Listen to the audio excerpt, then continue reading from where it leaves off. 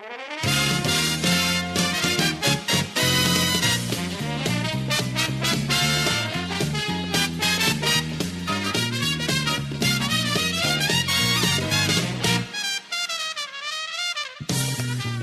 there, and good evening, and welcome to the Jim Bohannon Show from Westwood One Radio.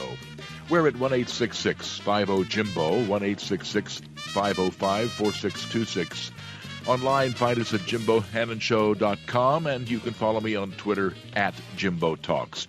Thanks for being with us tonight as we take a look at a situation that involves what I suppose would be called the lesser of two potential pains.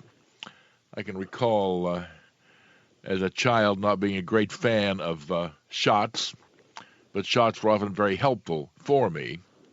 And shall we say I survived and am the better for it today. Now, active school shooter drills are something that I'm sure does contain the seeds of some trauma for young people. They may also save the life of young people. Let's talk a bit about that notion tonight with Edwin Walker, a gun rights attorney at the firm of Walker and Taylor Law in Houston, to join us this evening. Mr. Walker, thank you for being with us tonight. Well, thank you, sir, for having me. I understand that the American Federation of Teachers and the National Education Association and Everytown for Gun Safety Support Fund have all come out in opposition to the idea of active shooter drills in schools. They feel it's traumatic to the young people. I'd like your thought about that, other than the obvious fact that there probably is a certain amount of trauma involved. But do you think it's helpful in terms of possibly keeping them alive if this actually happened? Well, yes. I mean, it certainly is. Of course, nobody likes to think about school shootings and with the media, with the media presence nowadays, every single terrible thing that happens in school is going to be out there, and it's going to be televised. It's going to be talked about on the news. Kids know that these exist, so it's not like you're taking a child in a vacuum and saying, "Hey, guess what? We're going to talk about whether or not you could get shot at school." Of course, it's traumatic, but I grew up kind of in the last generation of kids who actually did bomb drills, Cold War missile attack duck drills. and cover. Duck and cover. We did those in elementary school. They kind of faded out by the end. Exactly. I always wondered, if you could build desks, school desks that were impervious to atomic bombs, why they didn't build entire cities out of that. But that's another discussion for another time. It's sort of like, why don't they build airplanes out of the same stuff that the black box is made Exactly. out of? Exactly. Yes.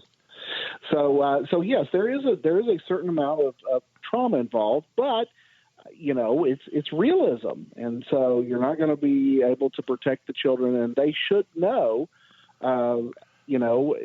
they should know how to react in the event that something terrible like that happens. A lot of times people who are in favor of banning stuff or mandating stuff, they always use the phrase, if it could save one life, then it's worth it. But they don't seem to be applying that same logic here, and that is because, it's fairly obvious, they're about as opaque as a pane of glass, that those three groups are very, very anti-gun. And so as long as they can maintain this mantra that the only solution to stopping school shootings is banning of firearms, then they will try to they'll try to deride any other attempt to save lives during the school shooting. And now that is, to me, just almost most criminally wrong. Okay, so you don't like guns, whatever. We could have that debate, and I've had it on many an occasion, and I'm sure you have too. But that has nothing to do with what you do in the fact that these things do happen and that, in fact, something needs to be done. And it's no good looking at a school that is under lockdown in a hostage situation saying, boy, this wouldn't have happened if we'd had all the guns taken away by gun control laws, aside from the stupidity of the notion that that's even possible. At that exact moment, that's not your problem. Your problem is, are those kids equipped to deal with this as safely as possible? And I, for the life of me, cannot understand how you cannot simultaneously have the gun control debate on the one hand and equip our students as best you can to keep them alive on the other hand. Yeah, certainly. But, if you've noticed that anytime there is a discussion about not just school shootings, but these, the whole phenomenon of these mass shootings, that anything that is talked about to make these random shootings harder, such as, allowing citizens to carry their own firearms or having more armed guards, or in the school situation, having teachers who are allowed to keep firearms on them. Every idea to these particular groups, the teachers' unions, of course, the anti-gun lobbyists, every other solution is nonsense, except the one that they promote, which is the taking away of all the firearms. Of course, logically, you would say, yes, if you don't want people coming in there, shooting people, you make your target a hard target instead of a soft target. In the event somebody does get through the barriers that are put up, whether it be locked doors or whether it be armed guards in the front or what it may be, then you have to be able to know how to react so that you can, number one, escape. Number two, if you can't escape, at least have the wherewithal to fight back. I'm curious about this. I've never taken part in a shooter drill. I did the part that you did with ducking under a desk to defend myself from Soviet bombers, but I've never done the school drill. Are there what we would call, I suppose, age-appropriate drills? In other words, I would assume that what you tell a first grader would be different from what you would tell an eighth grader. Yes, and I mean that's what teachers are trained for. Is that they, I'm not a teacher. I taught college courses for a while, but that you have these teachers. One of the things that they're taught in these educational colleges is how to explain difficult and complex issues in an age-appropriate fashion. And this is just one of them. One thing that kind of comes to mind is that I've seen, and this is with regard to high schools, and so, I think these sort of things are age-appropriate to high schools, but there's a lot of schools that I've seen that do drunk driving demonstrations. They simulate car wrecks, including dressing up high school students with injuries and blood and everything else. I'm sure it's quite a traumatic event because that is what it's designed to do. It's saying, look, this is a horrible, horrible thing. Don't do it. We're going to show you what it's like. And so, if these school drills have that effect also to not only prepare the students for how to react during a school shooting, but maybe it does actually touch one of these potential, killers themselves to, ultimately have a change of heart. 1-866-50-JIMBO is our number, 1-866-505-4626 on the Jim Bohannon Show with gun rights attorney Edwin Walker, and a call from David in San Francisco. And David, good evening. Welcome. Yeah, hi, Jim, and your guest. Mm-hmm. I personally think this is a setup. If you look at the Secretary of Education is a woman that owns privatized schools, and so she hates the public school system. Her brother, Eric Prince, owns Blackwater, or whatever name it goes by now, and sells security systems. So these con artists have gotten together and they've decided to bankrupt the school systems and then privatize them. Well, first of all, that has nothing to do with what we're talking about, number one. Number two, I have no reason to believe the Education Secretary hates public schools. She recognizes some severe limitations that have been placed on public schools. And number three, what do you think about school shooting drills? Well, school shooting drills it's just like duck and cover. Well, no, it's not just like duck and cover, although in point of fact, I would take note of the fact that actually ducking under your desk was probably the best thing you could do, if not for an incoming Soviet missile, at least certainly for something like, let's say, a gas line explosion, something of that nature. There was something to it, and in the case of what we're talking about here, there's a lot to do with it. School shooting drills, as I'm sure our guests can fully explain, actually do teach you what to do, and there are certain things that you can and should do and certain things that you should not. And that sticking your head in the sand and pretending there's nothing you can do doesn't strike me as helpful.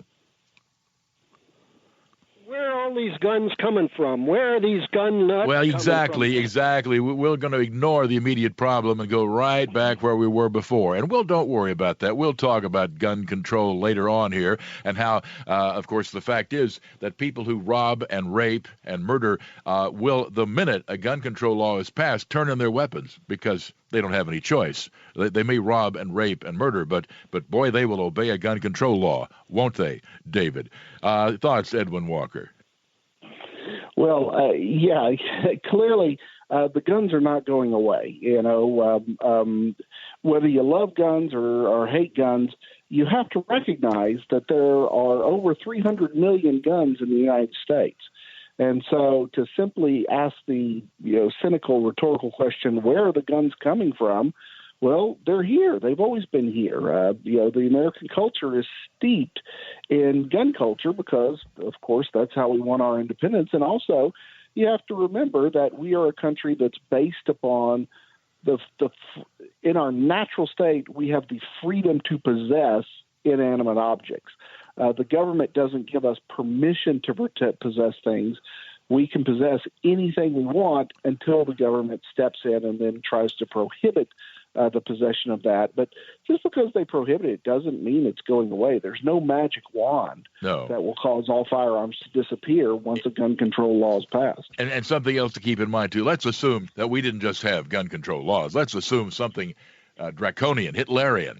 Okay, let's assume that we will throw out the Second Amendment and the Fourth Amendment against unreasonable search and seizure, and we send Gestapo stormtroopers into every attic, every basement, every closet, and every garage in America. You still wouldn't get all the guns. We are gunned. Now, you may bemoan that or you may celebrate that, but that's irrelevant to the fact that we are. And again, but I would like to thank David for performing a public service, because it didn't take him 30 seconds to get down to the only argument left for these people, and that is, well, what about the guns? What happens to the kids? Well, they don't really care. Back in a moment.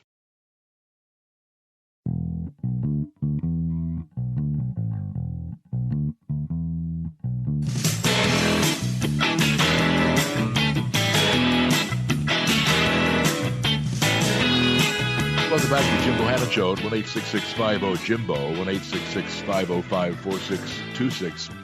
One of the unfortunate facts of life today is that shootings occur in public places, and sometimes those shootings occur in schools. And therefore, active shooter drills have been incorporated in many schools in the country. And now there's active opposition to that.